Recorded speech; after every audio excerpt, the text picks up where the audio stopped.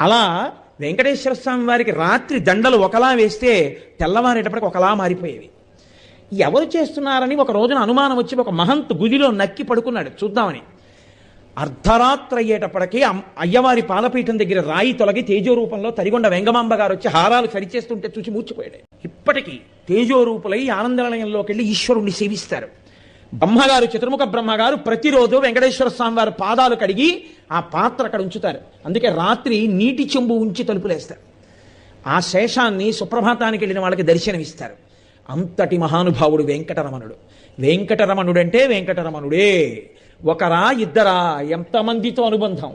వారం రోజులు కాదు, కొన్ని నెలల పాటు వెంకటరమణుడు భక్తులు చెప్తూ వెడితే ఎన్ని యుగాలలో ఎంతమంది ఆ వెంకటాచల క్షేత్ర స్పర్శ చేత పునీతులయ్యారో, ఎంత ఆనందం పొందారో.